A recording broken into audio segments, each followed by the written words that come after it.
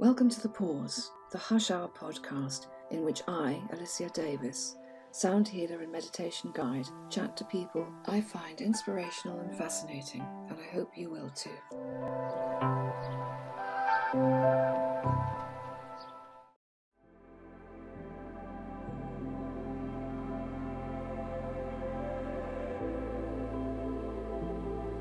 With more than 140,000 YouTube followers and many books to his name, Steve Nobel, author, mentor, and spiritual coach, wasn't always so alternative. He began his adult life in the conventional manner that many of us feel obliged to follow, until the call from spirit became too loud to ignore. Hey, Steve. Hello. Are you there? Hello. Hi. Good. How are you? Yeah, I'm all right, thank you. I mean, like everybody else, rather discombobulated at the moment. Yeah, nice backdrop. Do you know what? I got fed up with disappearing into my own virtual backgrounds. Okay, let me just get something that's actually there. And it's just Very not nice. even real tiles, it's just fabric.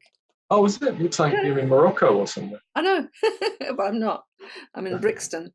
Oh, you're in Brixton. Okay. I used to live in Brixton years ago. Did you? Whereabouts? Near the academy. I used to work for Lambeth Council for a while. Oh, did you? Yeah. Oh, you survived the experience then. Oh, God, dreadful experience. Yeah, well, I had my great leaving of the kind of regular job market in Acre Lane. That's when I had my little vision of time to leave. So I left. I had a vision, walking up Acre Lane. Wow. Well, we could talk about that maybe. Yeah, we could definitely talk about that. That's really interesting. I've got a latest book here. I don't know if it's The Spiritual Entrepreneur. Oh, very good. Yeah, I was looking at your you've got some workshops coming up, and I think I'm going to come to one of those because I do. And this is the reprinted. This one, Personal Transitions. It's a reprint. Cool. I wrote that in my dark night of the soul. Did you? Wow. Yeah. Yeah, I think a lot of us have had several of those. Yeah. I think it's common to a lot of people doing what we do, really. Is there anything you want to focus on particularly? Yes, I use guided meditation a lot in my own sessions, and so I'm kind of very aware of how you work, the following that you have, and all that sort of thing. So I thought it would be really interesting to talk to you about that, about the process, and also about your transformation from a kind of normal kind of working in sort of everyday environment sort of thing into, I don't know, you probably wouldn't call yourself a guru. I suspect you're too down to earth for that, but it's a guide and mentor kind of individual. So I thought people would like to know about that. So I'm Steve Nobel, and born in London to working class family, very 1950s values, post-war values. Grew up with the idea that being normal was the right thing to do. That's my family, be normal. And get a proper job, my father, and a secure job, secure job. So I went into banking, international banking in the city, hated it, did 10 years of banking. Left for London Borough of Lambeth, where you are, and I worked in LD Housing Services for almost 10 years. I did do a middle managing job for a while, managing a section in Lambeth, which was a very interesting time, very odd time, lots of odd people and odd management styles going on, and odd kind of edicts coming down through the organization. And, Lambeth has this equal opportunities policy, which is great on paper, but in practice, I didn't really feel that many people really adhering to the spirit of it. They were adhering to the letter of it or using for their own personal advantage type of thing. They weren't really using it in a way which I felt was the true spirit of it. I think I mentioned earlier that I was walking up Acre Lane. I'd asked the universe the day before, should I resign in this job? It was well paid. Well, it was well paid. It was stressful, well paid, Yeah. And then the answer I got was, I was walking behind a guy in front of me, and on the back of his T-shirt was Nike symbol, just do it. The tip. Okay. And I looked at it and I thought, oh, wow, it kind of hit me. But then my mind discounted it. You know, Yeah. what are you talking about? It's a T-shirt. You know, you're not going to give up this job. What about your mortgage? Yeah. I was walking down the road, and within a minute or two, my attention was pulled to a window in Acre Lane, and up on one of these windows was a tick saying, "Just do it." Oh. And I thought, I've asked the question, and this is the answer, so I'm going to resign. I did resign the next morning, and then the following morning, there was a double rainbow when I woke up, which I thought, oh, this is a good sign. I'm on track. This is a good sign. Nice. So I left Lambeth, and it was like, well, now what do I do? I've been 20 years in regular, normal jobs. I don't really know anything else, but I was kind of, I did jobs as landscape gardening, worked in a bookshop for a while, sold blue-green algae, and then I'd been volunteering in a place called Alternatives in London, which is based at St James's Church, Piccadilly. Yeah. Didn't you set that up? No, I didn't set it up. It was set up probably 10 years before I got there, I think.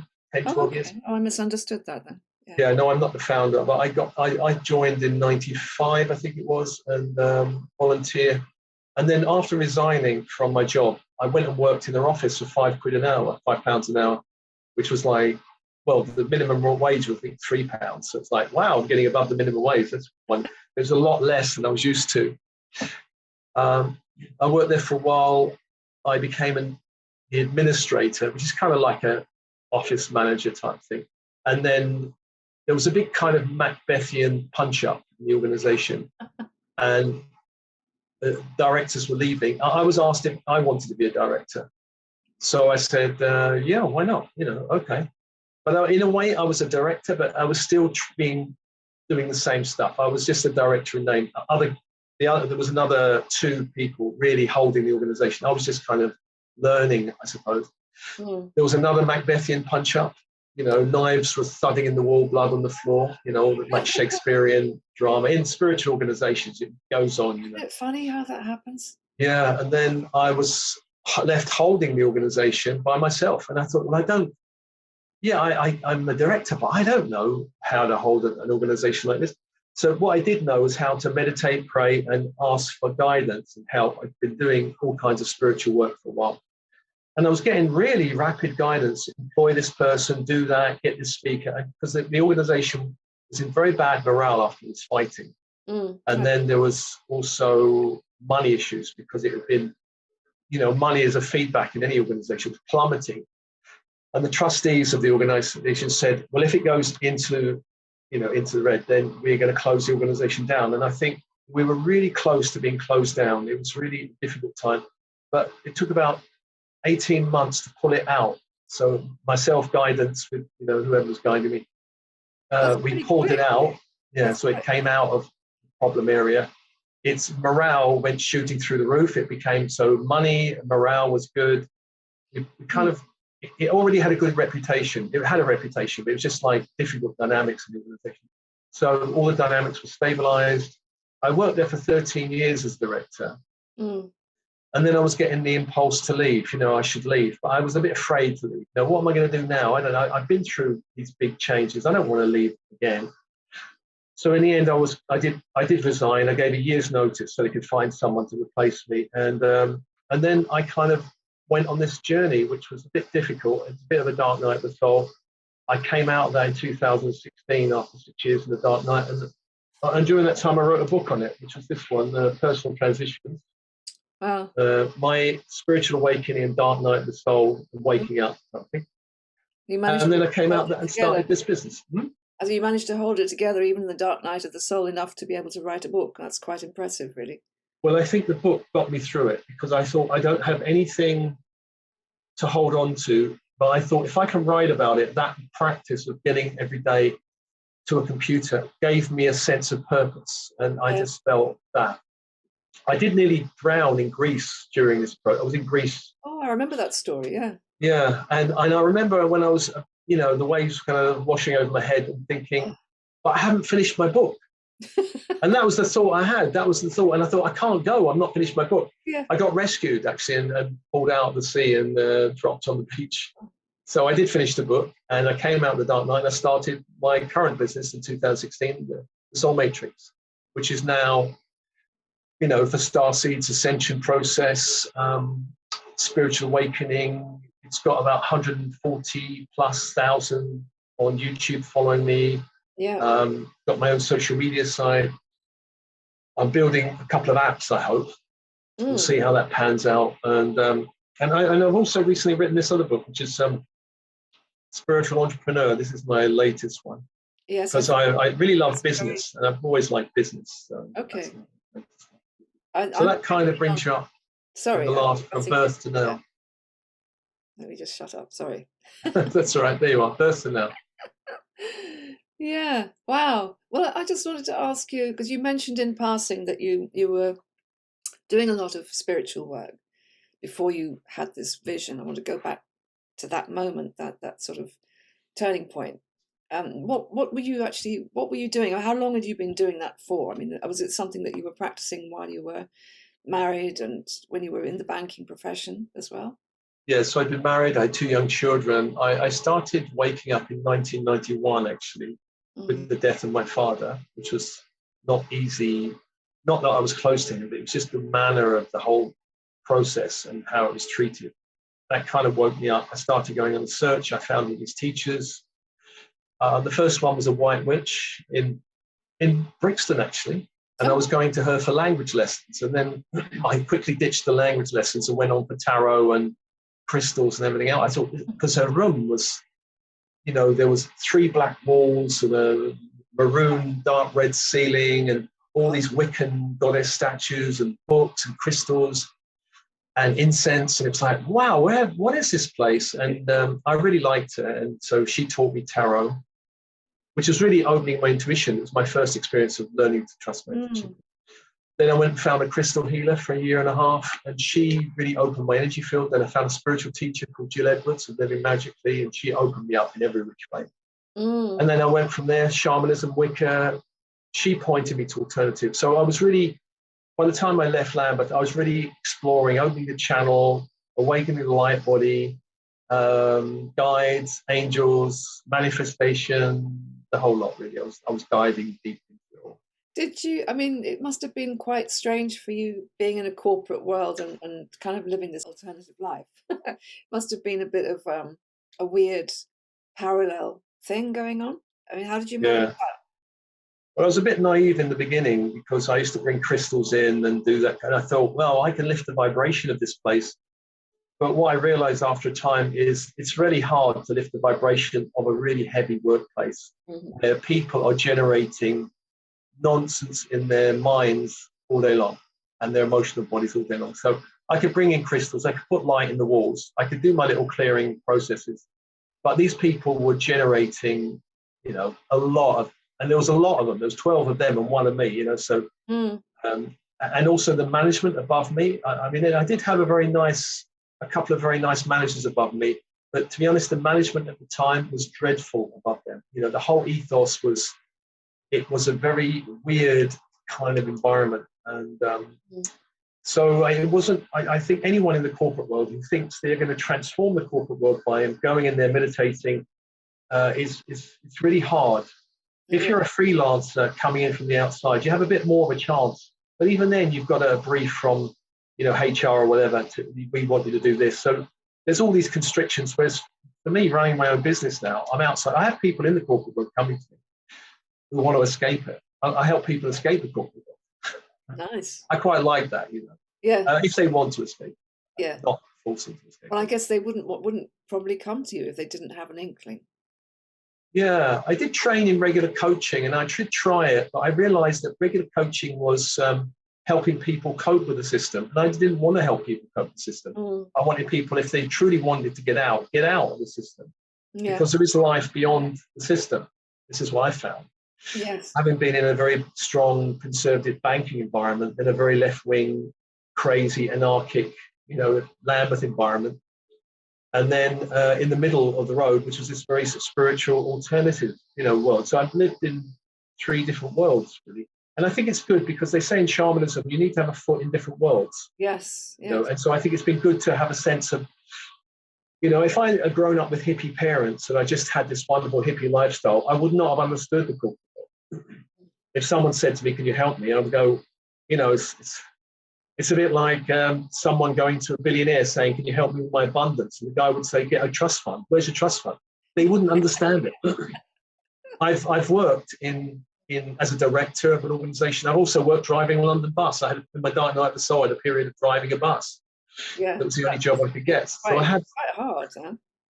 yeah, I have felt different environments and different people. So it's been, I think it's been very good for my training in a way of understanding what is this world about. There's all kind of layers and hierarchies to it, and different ways of looking at it. And in Britain, we have a class system that's still alive and kicking, really. Seriously, it's very, very hard to migrate from one to the other as well, you know, because like for myself, for example, we didn't have a lot when I was growing up. I was a creative. I was a square peg in a round hole, I suspect, like many people. And they didn't know what to do with me. I mean, it was all fine when I was still at school, and you know, it's nice drawing, and I was good at drawing and writing and all of that kind of thing. But when I became an adult, I got the "you have to get a proper job" speech, you know, and I tried it, and I worked for a marketing organization for 4 years, and it was dreadful, awful. They were so mean to me, and I was fresh out of college. I was completely green. I had no experience of anything. I'd never worked in a proper job before, you know, and they were hard drinking journalists. You know, they'd sink 10 pints at lunchtime and then go ahead and do the same in the evening, smoking all day.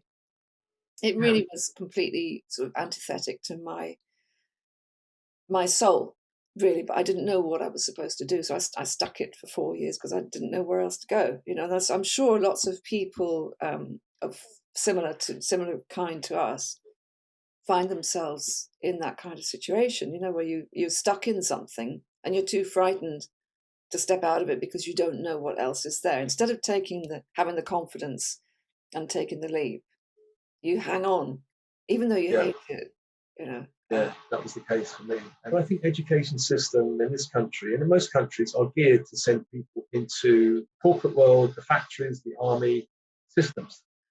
Systems, especially, and if you're not a systems person, you don't fit in at all.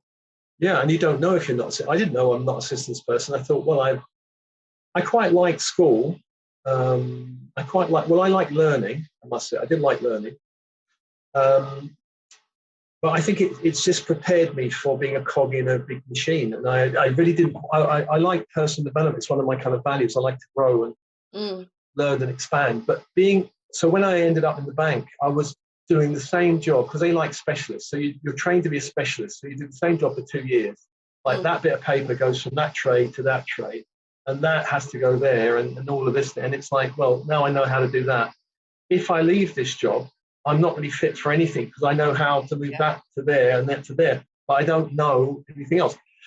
And so moving to Lambeth was a big shock to my system, but it was a fast learning curve. Also the way people spoke to each other, and also the way they dealt with each other, also the way complaints were dealt with, and also there was a kind of stronger workers versus management ethos at the time. Whereas in the banking system, it wasn't quite like that. It was all more, we're all in it together to earn money for the stock, you know, for the shareholders. I wasn't really on board with that. But in Lambeth, there was this highly unionized, you know, strikes were happening all the time, often, I thought, for ridiculous reasons. Not always, but often for ridiculous reasons. It was aggressive. It was a kind of aggressive environment. And I didn't like that aggression, but I was working in an area where I could be my own boss and I could do my own thing. I was a kind of mobile warden, so I can go. And we had a meeting once a week with our manager, and then I was off all week doing my own thing, moving around, and that was good. And then I managed this central control unit. And so, and they were an odd bunch. They had a policy of redeploying workers. So you'd have people from the housing estates, sweeping housing estates, coming in, doing a kind of white collar job, and they weren't fit for it. And they were bringing kind of blue collar values of, we're going to, right, tools down, brooms down, and you know, there was one guy selling stuff on the black market. There was one guy who was clearly an alcoholic. Wow. There was one woman I think had severe mental health issues, and there was one guy who had he couldn't even speak language that you can understand. Wow. Really English language. So it was a really difficult environment. But of course, anytime you would say anything, you can't complain because the equal opportunities policy would be based up. Yeah, So basically, you had to put up with a lot of this stuff. Like I remember those years. It was really quite intense in terms of industrial action and all that. It was chaotic time. So coming into this middle world, the alternative scene, suddenly everyone loves you. Everyone's appreciative. Everyone affirms your being. And, I remember being in the office and they play Rumi poetry, and like Deepak Chopra's Rumi set, and there'll be all this kind of music or light jazz, and there was a lot of fun in the office, and people got on and they liked each other. We go for tea together, and there was a whole different atmosphere. And it took me a while to settle into it. Like, what? No complaints. Nobody's attacking. Oh, right. It took me a while to settle into it, and everyone, there was training days for staff. We'd go off on training days and appreciation circles where people would put you in the middle of a circle and everyone would love you. And it's like, oh my God, where am I? Different world.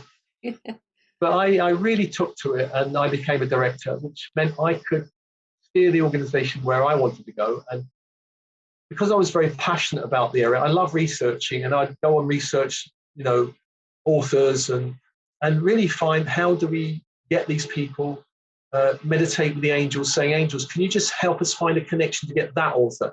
And often, 95% it worked. We find them, we get them. Maybe it took a few months to get them, but all the people I wanted to meet, I think I did. The only one I would love to have met, which I didn't, was Joseph Campbell. He passed in 79. I was still working in banking. Was it 79? I don't remember, but it's it was a long time. Or somewhere around there. Yeah. I loved him. But while I was doing all this, I was training with this woman, Jill Edwards, who was a fantastic woman. She worked as a psychotherapist, what's it, the one who actually dishes out drugs, not the psychotherapist. Psychoanalysis? No. Anyway, one of those kind of doctors who gives you the drugs for mental health. Psychologist. She was a psychologist. She jumped ship. She went into she had a vision, and she started diving into channeling. And she introduced me to a lot of channels, all of them which I still love today, I'd say. And she introduced me to a lot of things. And what she taught me was you can synergize all of these different ideas into very simple ways. And that was what I learned from her. I thought, wow, how do you synergize all of that material with all of that material? And she gave me a lot of confidence that actually one of the traits of a good teacher is you just simplify it, synergize things. Yeah, I suppose. Which is one of the things I've tried to develop over the years. Yeah, I guess what you have to do is to ingest all the information and process it through yourself, and then communicate it that way, because otherwise it just gets too much, doesn't it? I know that's what I try to do when I'm absorbing something, is to sort of digest it for a bit, and then exactly, digest it, and it comes out in a simple way that people can understand. Yeah. And often I find storytelling is a brilliant way for people to understand, well, what's a dark night of the soul? So there's Dante's, his poem, I was lost in a dark wood. There are all these poems you can talk about, and the true way was wholly lost. There's poetry you can draw upon. There's stories, Hansel and Gretel going in the wood and being abandoned there, and they can't get out, and they're meeting all these weird witches and everything. There's lots of stories which I like to draw upon, mythological stories which show like the hero's journey, for example. I was going to say that was one of the things I was going to talk to you about. I kind of feel that we're collectively on a hero's journey right now as a human collective. It seems that this is kind of what we're going through, but what I find is really, it's fascinating and horrifying at the same time, isn't it? The polarization between different points of view, different ways of looking at the world. And I was reading an article from this a lady in the Mirror this morning, and it was like horrific. It's actually more or less hate speech against people who clearly don't think the way that this journalist thinks. It's like, this is not part of the world that I want to live in. I find it very odd that that's suddenly become acceptable, because back in the day, if you'd said anything like that, especially in a public arena, you'd have been sacked immediately. It's just very, very strange, and we're probably on the same page, I suspect, in terms of the current situation. Oh yeah, I think people feel, or some people feel, that they have carte blanche to do their little hate speech, judgmental stuff, because they think the government and all of the so-called scientists who are coming out with this stuff are behind them. But actually, what I'm finding is that narrative is breaking down. Yes. And I mean, if you were to go on Facebook and say anything about the current situation, you'd have fact checkers coming in. You basically go on Google and check on Google whether what you're saying is. This is what they've said, actually. Our fact checkers just go on Google. And so they're not experts. And they're actually saying to scientists who are coming out, and doctors with statements, no, that's misinformation. Yeah. Actually, the inventor of the mRNA vaccine came out saying stuff. And they said, you're doing misinformation. You got banned on YouTube, banned on Facebook. He's the inventor of it. I know. And fact checkers could ban him who've got no idea, And you're getting people in newspapers who are celebrities, who are racing car drivers or singers coming out with their little speeches, and doctors and scientists who don't form part of the narrative are banned, and you won't hear them. You have to go through other means to find them. So I do think the current situation is great if you want to take solution being offered if you really research it, but most people who say they've researched it have not researched it. No, they go to conventional sources of the Daily Mirror or the Daily Mail, something like that. But even isn't there I don't want to get myself into trouble here either, but I think one of the directors of Reuters is also on the board of. Did you know that? Probably. I think the good news is that there's a Dutch newspaper that came out recently apologizing for just following the narrative and not doing their journalistic job. And it'd be great if more newspapers would come out and say, we've just basically taken the narrative handed to us by the government and repeat it. We've not done any investigation. Because if you do any investigation, you'll find actually you shouldn't be saying that stuff. Yeah, I know. It really isn't difficult to find out stuff. But people, I think there's so much fear. People actually don't want to look.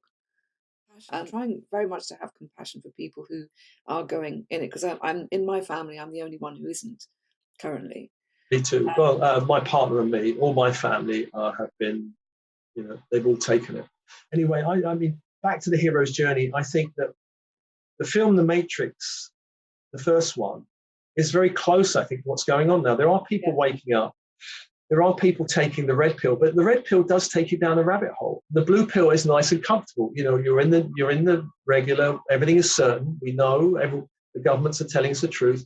If you take the red pill and you start really looking, John Lennon said many years ago that the world is run by insane people for insane purposes. And at the time, I didn't really understand it. But now I can really get some of what he was saying. That actually, I do think at times that their governments do not always have our best interests. They're a system that's really a bit like the corporate world. They're running on old stuff and old agendas and the old boys club, and there are billionaires pulling strings. There are billionaires pulling strings. There are, yeah, absolutely. And I think it's two companies in the Western world, practically the board of two companies own every single important major corporation in the Western world. We've clearly been reading the same material, because I'm aware of that. Yeah, and so if you say, people say, oh, that's not possible. But basically, if you're sitting on one of these boards, you can put an edict that goes cascading down, a bit like in the army. Well, you could say, well, if a major general at the top of the army sitting in a desk says we're going to invade France, and then we invade France, people say, well, you can't say it's a conspiracy theory.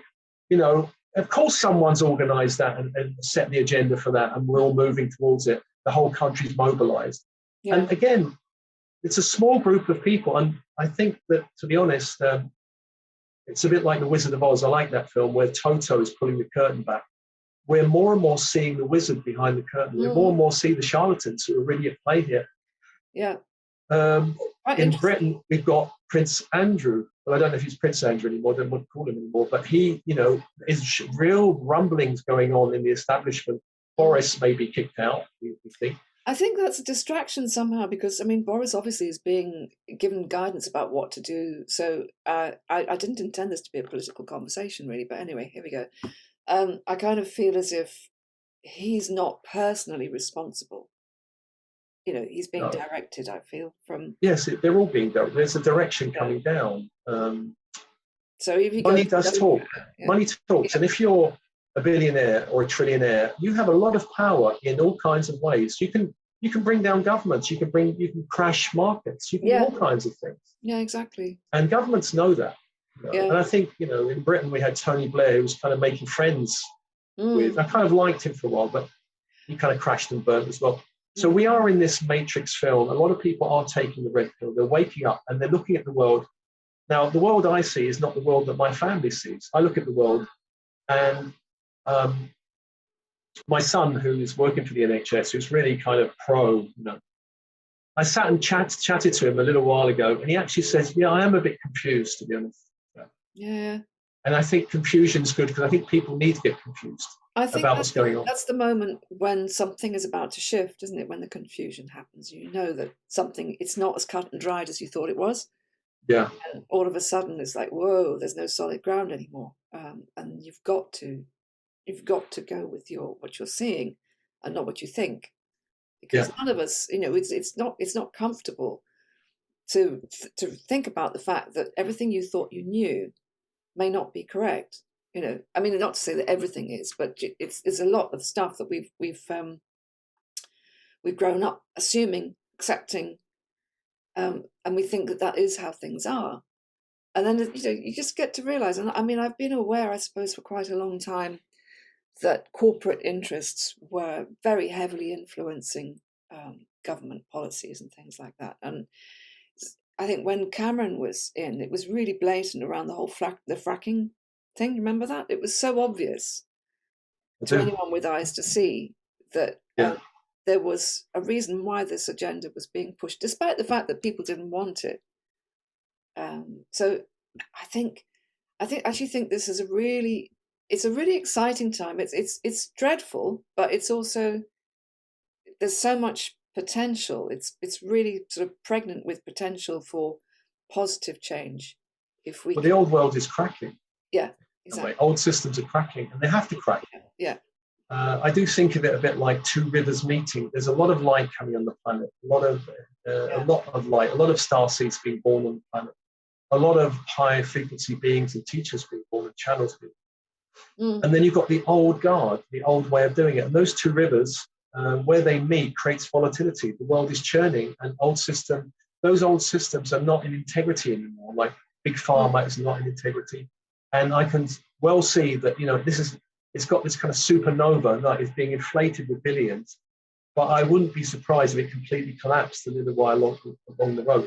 Even though they've got those billions, some people will be jumping off of their pensions, no doubt. But I think that, especially if the story completely cracks, people will be looking at it. It's difficult in the Matrix, a brilliant thing they said in there, it's difficult for a mind that's been locked in the 3D world or the Matrix for a long time to wake up, because it's so conditioned in it that waking up is a shock. Like, remember when Neo woke up, he was kind of vomiting, and it was a shock.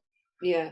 And when I think 9/11 was one of the first major, well, in my lifetime anyway, experiences where I looked at it and go, what's that?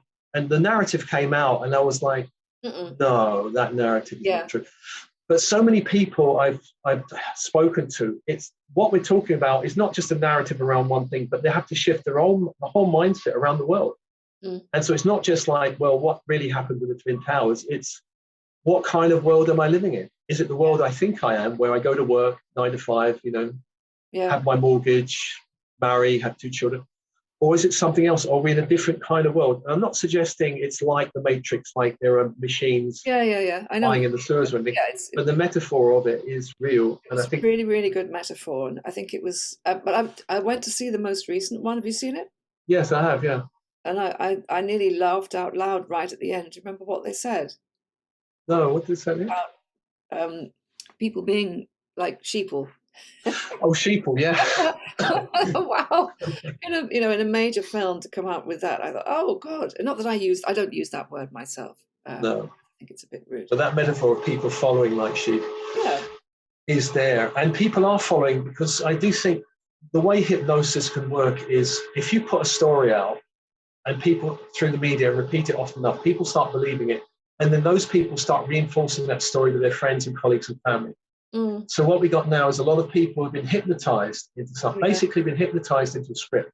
They don't know what's behind, they haven't researched it, but they've just been told by the Daily Mirror or whatever, this is the script, and they get very, very angry if anyone counters that script. I know. Yeah, I've encountered that myself. I've been unfriended by a few good Yeah. few people for saying what I see as my truth. I mean, Well, people get angry if they really don't 100% understand what they're trying to defend.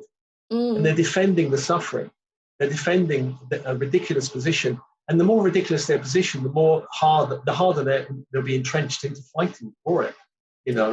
People will probably have fights in the street about it. But really, if you really look at, and somebody in my family is high up in the NHS.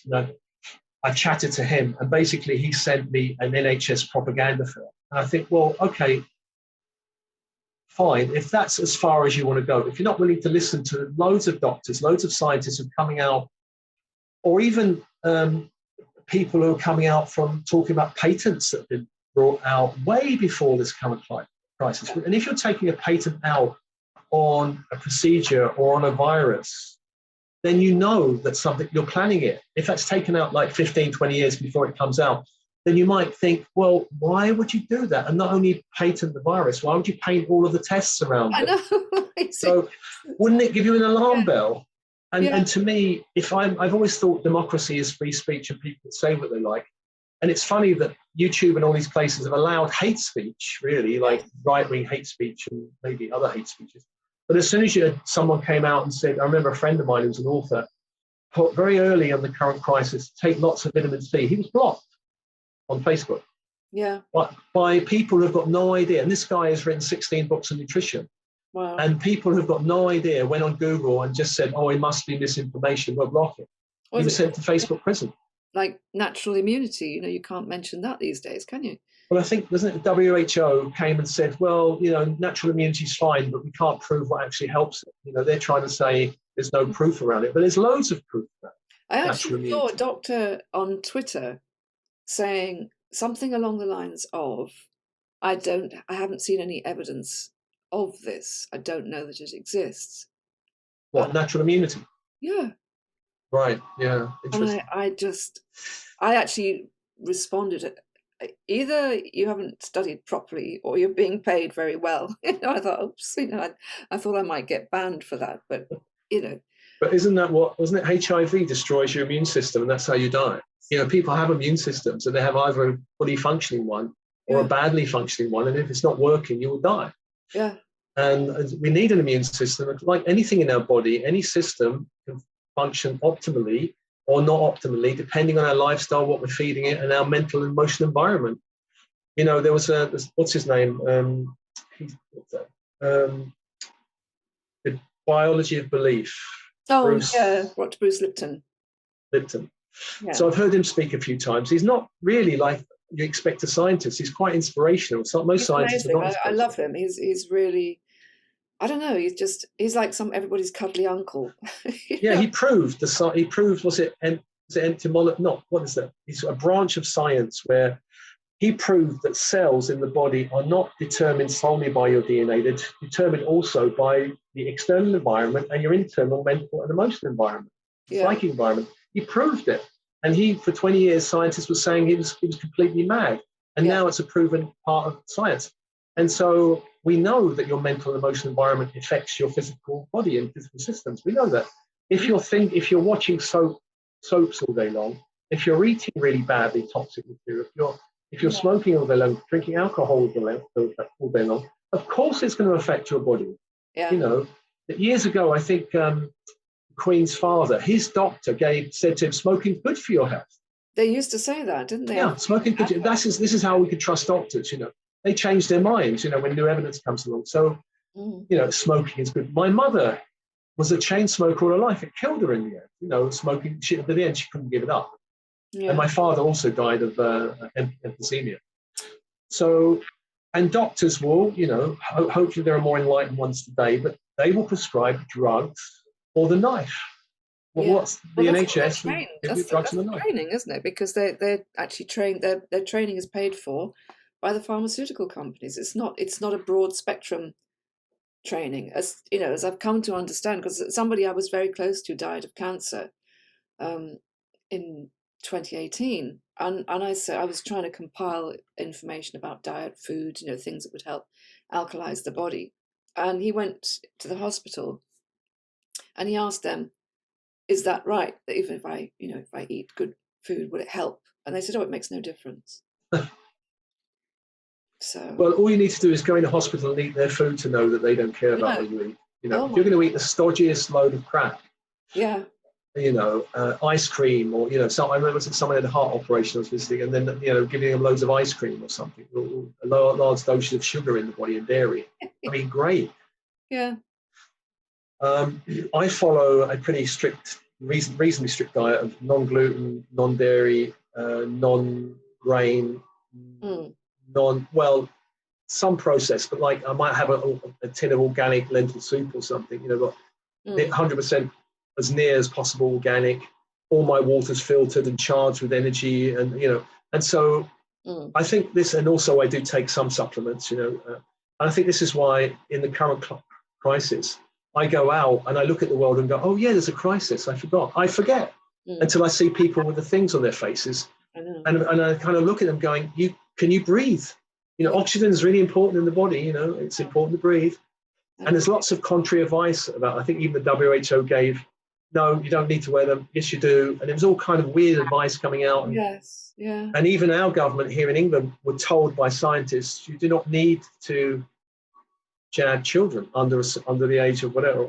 And the government just, even ignoring the scientific advice they were being given. No, we're going to make, let's push it in schools. And this has created a rebellion. I think the great thing is people are waking up. I suppose that's the positive side of all of this. I still think it's going to take some time. Sometimes you just want to shake people, but you can't. You can't force it, can you? It's like you can't lead. You can lead the horse to water, but you can't make it drink. Yeah, most people are asleep, completely asleep, and you can't wake them up. No. If you try to wake them up, they get very angry. I don't try to wake people up. I mean, with my own family, I drip feed things. And I put things and they're like, oh my gosh, and I think, have you seen this? Like little clips of videos, and they're looking at it going, oh my God. Some of them are really shocking, and I'm hoping to shock them awake, but only a little bit, because I can't give them too much, otherwise they'll rebel against it. They'll get resistant. But people are waking up, and I think it's great. This current crisis has been orchestrated, in my view. This is just my view. It's been orchestrated. No, I agree. The way I see the world has been orchestrated, and it's kind of part of a bigger agenda. And but on the good side, it's waking people up, and it's necessary, because I think unless this happened, the kind of shaking up the world would be a lot slower, really. So it's speeding things up. Yeah, and it's also you can't ignore it, because most of the time things happen in small ways, and people can just put it to one side and think, I won't look at that. It's too challenging. I'll just carry on as I always have, but you can't anymore. Even the sleepers can't. It's not possible to continue in the normal way. Yeah. Even if you're not willing to look at it, you still have to change, and you have to witness what's going on. You have to see the debates that are going on that are slanted, that are not fair, and the injustices that are being perpetrated on people in different countries, and you get to see it on the news. And if you still, there's some part of your mind which is open, you're going to feel that injustice. And hopefully. Hopefully. I was on a march in London with 1 million people, and I think that made the government kind of back off a little bit. And I think there's such a swell of people. I think that there was a recent march in London where they marched on BBC House and surrounded it. And I think the government realised, you could have revolution on your hands if you keep pushing it. So they're backing off. They're slowly. But I'm glad in this country enough people are waking up and going, we're not taking this BS. Because to me, it's complete BS. Yeah. And there are a number of spiritual people, everyone who follow me know my views on it. I've had a few people going, oh no, we just want to be spiritual. We just want to meditate with the angels. And we don't want to look at what's going on in the world because it's too difficult. And so, well, part of waking up is looking at what's going on in the world. You have to kind of, yes, I do a load of transmissions on angels, guides, and all kinds of things going on. But what it's meant to do is wake you up and help you realize you're not alone. You have a lot of help and guidance in the inner planes. Yeah. And, there's lots of focus on the earth plane right now because it is shifting, and not to be afraid, because fear is the virus. Absolutely. Fear is the virus. Yeah. And the media is the carrier of that fear. Yeah. Yeah. And fear is, if you get people who are afraid enough, it's a bit like in old tribal cultures. If the witch doctor pointed a bone at you, you could die of a heart attack within a few days. There are cases of people absolutely terrified and dying. Fear is one of the worst things to reduce your immune system, I would say. Fear. Oh, totally it agree. kind of hijacks your imagination. You start imagining all kinds of things. I was on a bus recently and I wasn't wearing, the what, and there was an elderly lady. I do have empathy for the elderly, of course, because they may be more. There was an elderly lady there and I was waiting to beep my card on the ticket machine, and she was kind of like backing away and like doing this. Oh. And I did say to her, I'm just waiting to beep my card. And but I could see how much fear she was in, really, and have empathy for the fear. But that fear is being generated. Yeah. Now in England, there's been a kind of tradition of not frightening the population. In the World War II, it was keep calm and carry on. In the IRA bombings, it was kind of keep calm and then carry on. Now it's be afraid of everything. Yeah. That is what they're doing. In this country, I'm totally amazed by newspapers and media. It's like frightening the population. They're frightening the population. Totally. And I think you can't easily undo something like that. No, that fear, if you convince people enough, it's going to be really ingrained. And they're going to be angry. I remember one guy, I was in a shop, a big kind of, it was a DIY shop, a big, large one, like a supermarket. And there was a lift I was waiting for. The lift opened. There was enough for 10 people to stand in there. There was one guy in there. And he said, you're not coming in.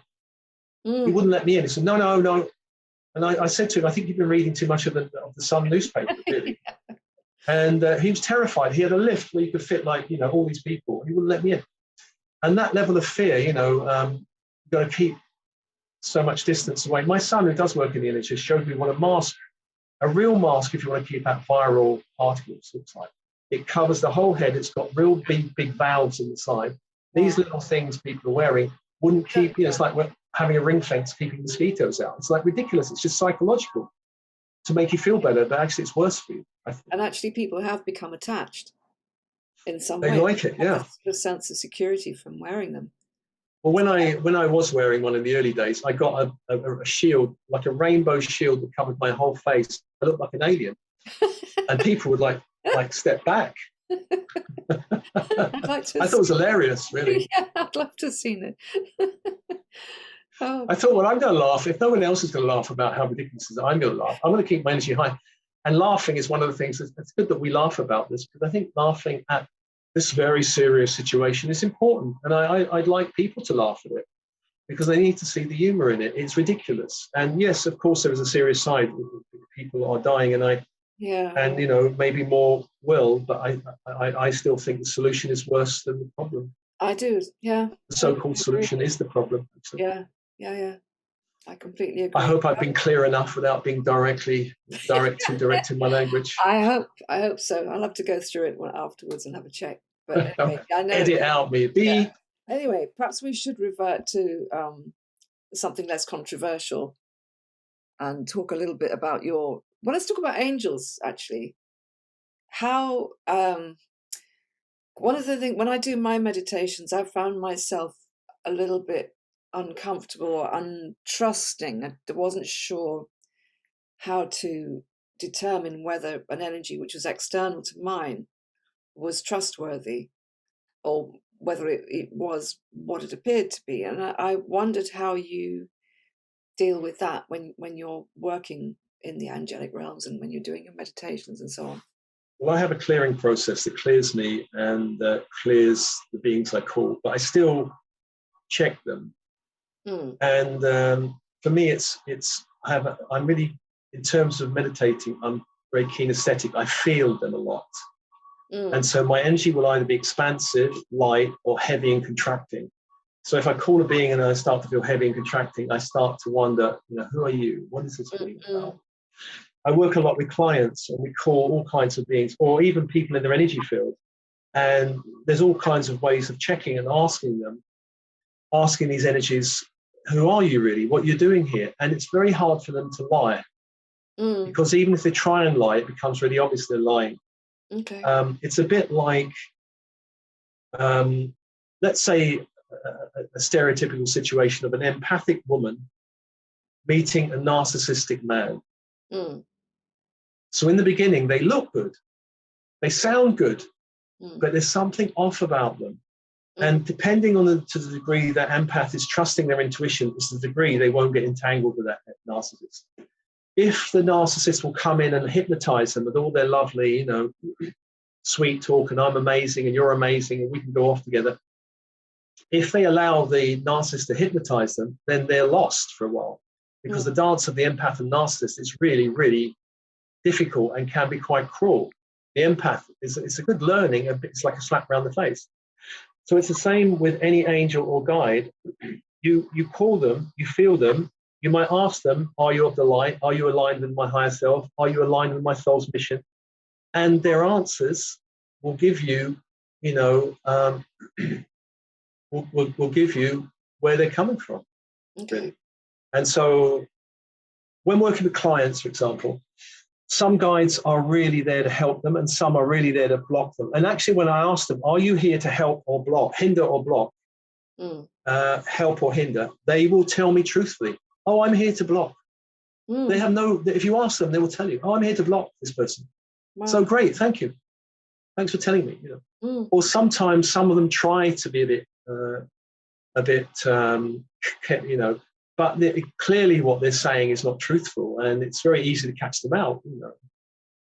And so yeah, it's a bit like that's about the closest example I can give. Really, if you meet a narcissist, the narcissists look good, but they have a dreadful energy. They could be a raging alcoholic, but they could look and sound fantastic. Yeah. But if you're trusting your intuition and your body, you'll know, banished to the light, not you. Let's call in another one. And of course, narcissists are great teachers. I've had two narcissists in my life, one romantic and one. I had a boss in Lambeth who was a complete narcissist sociopath. He was completely mental.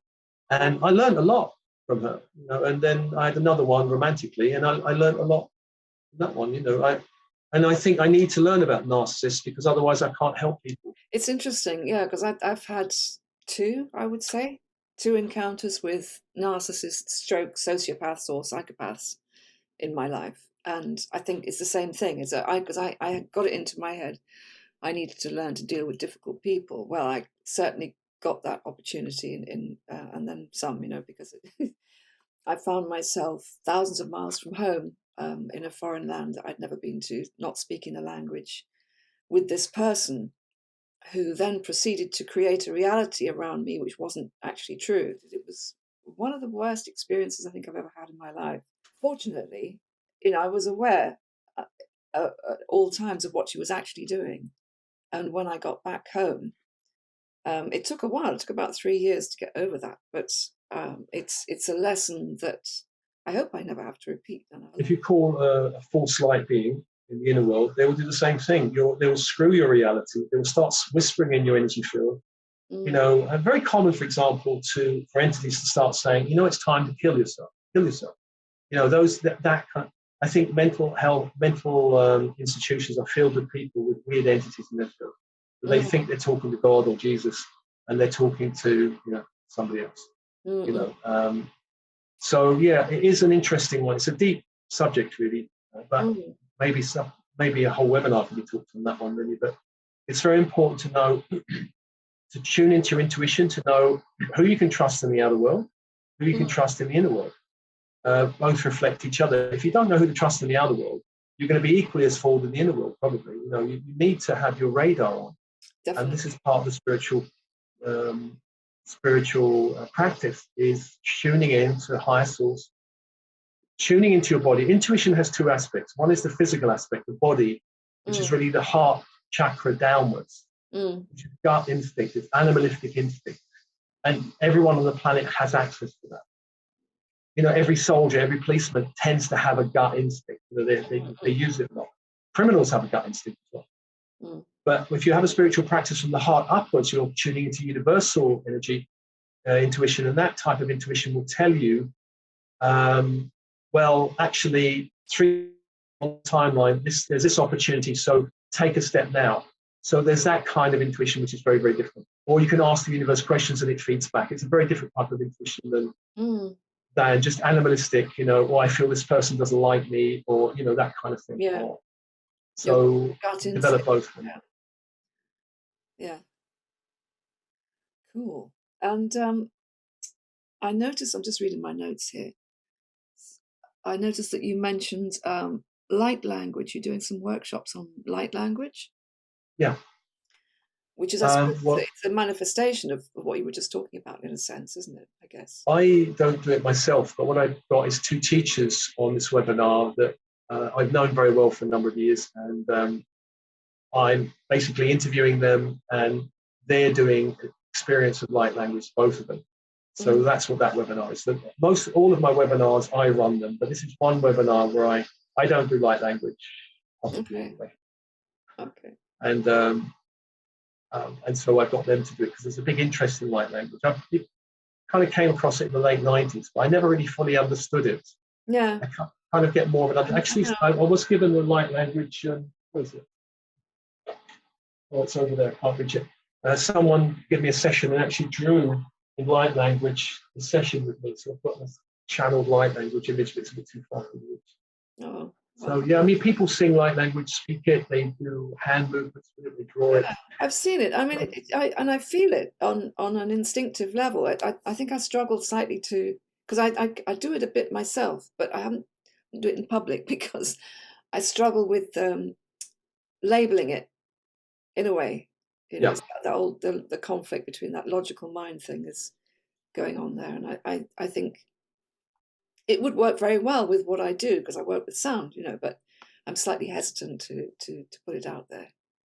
Yeah, for sure. I better love and leave you soon. I've been on for nearly an hour. So. Yes, indeed. Very quickly, your social network that you've just started up. So how is that going? Yeah, very well. Oursocialmatrix.com. Oursocialmatrix.com.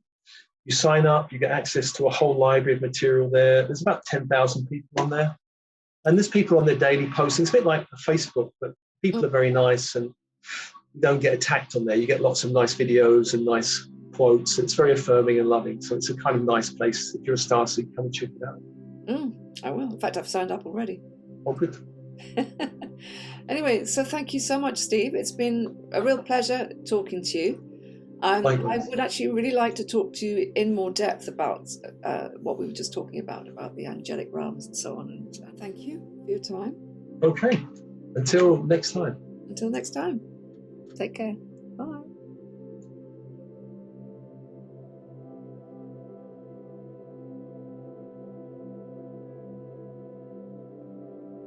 Thank you for watching The Pause, my podcast. Please like, share and subscribe to my YouTube channel. You can also connect with me via Instagram and Facebook under the name Hush Hour, or visit my website, hushhour.net.